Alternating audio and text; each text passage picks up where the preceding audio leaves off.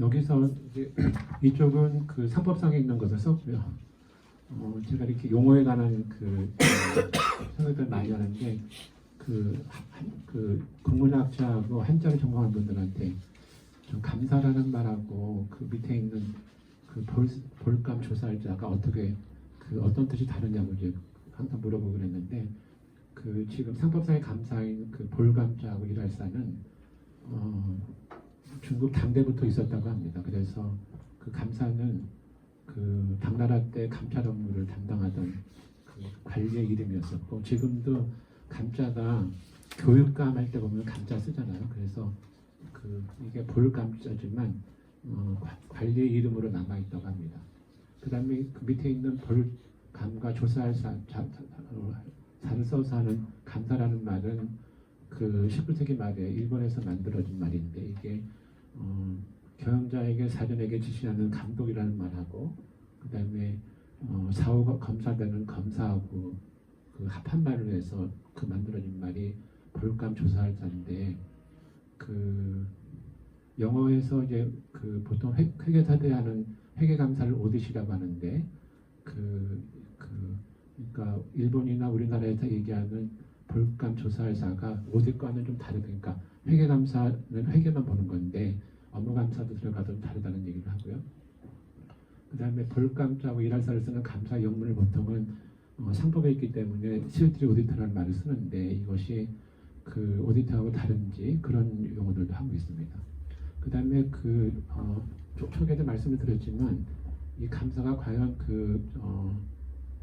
업무 감사까지 할 수 있는지, 특별히 요새는 IMF 이후에 감사위원회가 들어왔는데, 감사위원회가 업무 감사를 과연 하고 있는지 이런 생각도 들고요. 하나는 이제 감사라는 것이 업무 감사까지 다 해야 되기 때문에 책임은 굉장히 넓어서요. 제 친구들도 은행 감독원에 있다가 저축은행 갔다가 수주금에서 감사하다가 저축은행이 도산하고 나서 소송당하는 경우가 굉장히 많은데, 감사가 권한은 별로 없는데 책임이 굉장히 많은 그런 직이라고 할 수도 있습니다. 그 다음에 감사에서 문제가 있다는 말씀은 뭐가 있냐면, 지금 자본금이 10억 원 미만인 회사들의 경우에는 감사를 듣지 않아도 되는데, 독립정한 규정이 없어서 저 오른쪽에 써놨지만 친인척들을 그냥 감사 선임하는 경우가 굉장히 많고요. 제가 본 사례는 형님인데 시골에서 농사 짓는 분을 감사로 선임해놔서 만나면 자기는 감사 아무것도 모른다고 이렇게 막 말씀하시는 분이 있어서, 이제 감사 제도가 좀 어려운 말이지만 형이화된 것이 아닌가 생각이 들고, 차라리 우리나라 가족기업 같은 경우에는 거의 가족들이 운영하는 기관이라서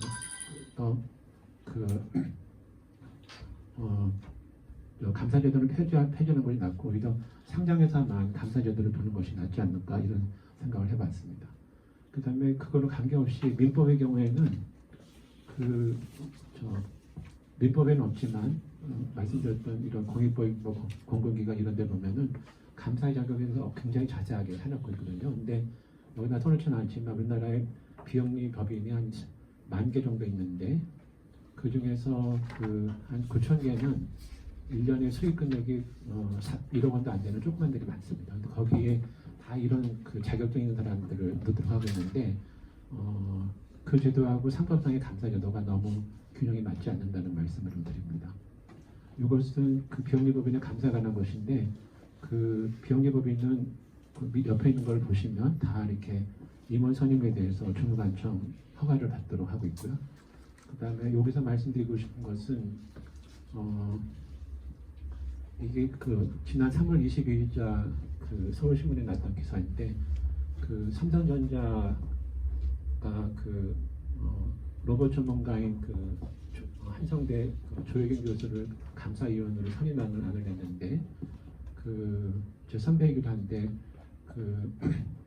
아주대 명예교수님 김광일 교수가 저해주제로 발언을 하면서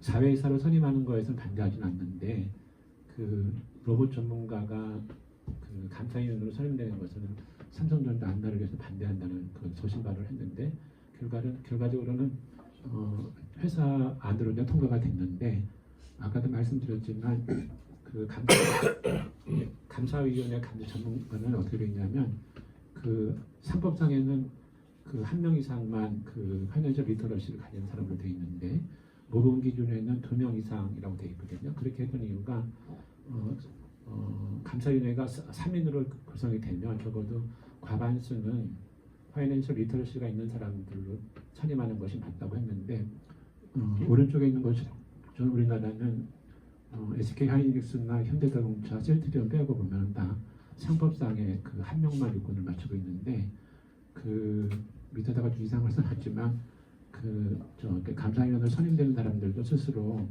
본인이 감사위원으로 자질이 있는지 이런 것을 좀 성찰해봐야 되지 않을까 생각이 듭니다. 여기서는 조금 특이한 사례이긴 한데 이렇게 말씀드리면 어느 골프장인지 아실 수도 있는 분이 계시겠지만 저희 교포 한 분이 74년대 우리나라에 와서 골프장을 만들어서 75년도에 개장을 했는데 91년도에 그분이 가지고 있는 주식을 모두 다 그 장학재단에 추천을 해서 장학재단이 그 골프장의 주식을 100% 소유하도록 만들었는데 그 밑에 있는 분이 이제 불법적으로 골프 회원권을 분양하고 여러 가지 문제가 있었는데 98년에 설립자가 사망을 했는데 이게 자살인지 타살인지 그 논란들이 많이 있습니다. 근데 그 이후에는 이 재단법인이 서울시 교육청에서 관선이사를 파견했는데 서울시 변호사회에서 파견돼가지고 지금은 그 서울 변호사회에서 파견됐던 변호사들이 그 이사를 완전히 장악을 해서 지금은 설립자와 전혀 관계없는 법조인들이 장학재단도 장악을 하고 그 다음에 그 골프장 회사 이렇게 되어 있습니다.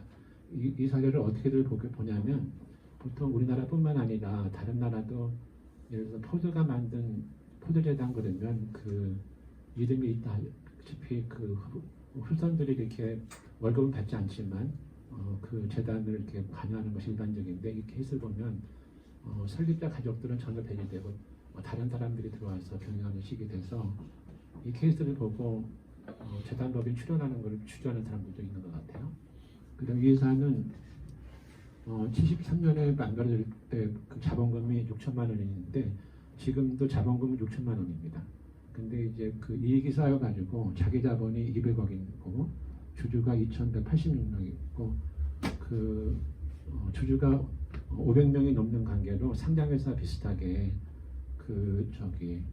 사업보고서라는 것을 제출을 하는데 자본금이 10억 원 미만이기 때문에 감사를 선임하지 않고 있는데 이걸 보면은 프랑스식이랑 좀 비슷하게 자본금 규모뿐만 아니라 매출액이나 그다음에 주주수 이런 걸 넣어서 감사를 선임할 수 있도록 하는 것이 좀 필요하지 않을까 이런 생각도 해봅니다.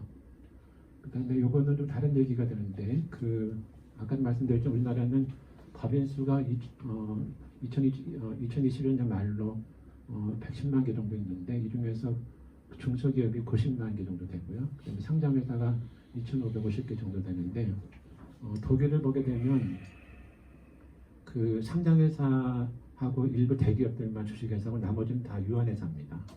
그다음에 프랑스는 보면은 조그만 회사들은 간이 주식회사, 그다음에 1인 간이회사를 만들고 돼 있는데 우리나라는 통계는 없지만 거의 대부분이 주식회사를 만들고 지금은 상법상의 주식회사의 천조자본 문제가 없어서 100원 가지고도 회사를 만들 수 있거든요. 그래서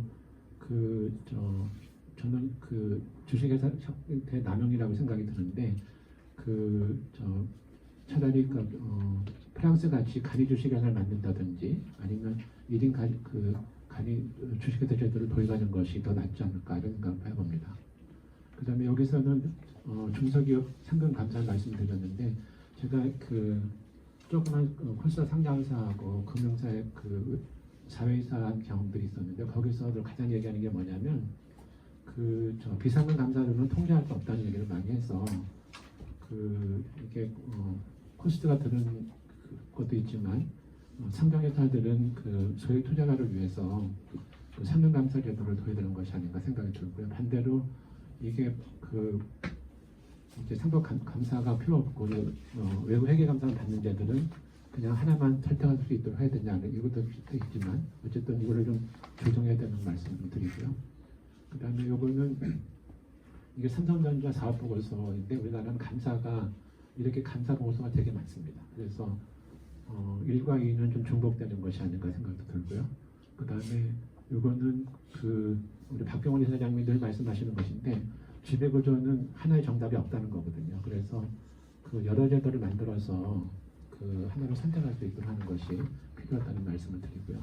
비영리 섹터에서 말씀을 드리게 되면 아까 좀 말씀을 드렸는데 재단법인 이사회를 견제할 수 있는 제도가 없어요. 그러니까 제가 두 가지 케이스를 썼는데 하나는 재단법인 선학원이라는 것이 있는데 그것은 2022년도에 일간지는 안 나오고 인터넷 신문에 나온 것을 보면은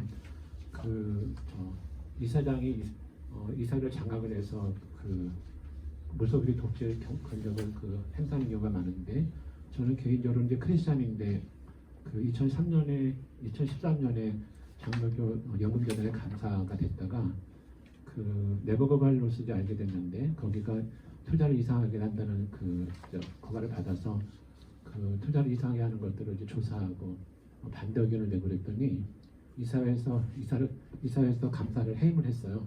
그래가지고 소송을 한 2년 정도 하고 그랬었는데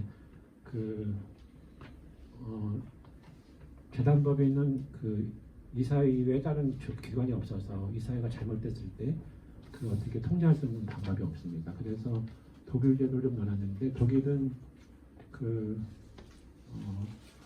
선택사항인데 쿠라토리움이라고 해서 평의회가 이제 이사회를 선임하고 감독하는 그런 제도가 있고요. 일본은 2006년에 새로 도입을 했는데 평의회라고 해서 평의회를 다 의무적으로 만들어서 평의회에서 재단법인 이사회를 선임하고 감독을 선임해서 하는 건데 이게 우리나라를 보면은 사립학교의 총장 선임위원회 비슷하는 거랑 비슷하긴 하지만 재단법인 약간 이상한 형태들을 통제할 수 있는 기관을 만드는 것이 필요하다고 말씀을 드립니다. 요약은 이렇게 써놨는데 그냥 아까 말씀드린 거고요. 제가 몇 년 정도 계속 주장하는 게 뭐냐면 비영리 법인 제도를 좀 개선하기 위해서는 민법을 좀 많이 고쳐야 된다는 말씀을 계속 드리는데 민법을 잘 못 고치는 이유가 일반인들의 관심이 별로 없대요. 그래서 어떤 사고가 크게 터지면 그때 국회나 일반 국민들이 관심을 갖고 하는데 두 가지 말씀드리지만 민법의 재단법인의 문제 같은 걸 좀 개선할 수 있는 제도를 도입을 해야 되고 그다음에 상법상의 감사제도는 여러 가지를 썼는데 여러 가지 제도 중에서 각자가 맞는 것을 선택하는 것이 낫지 않나 생각이 듭니다.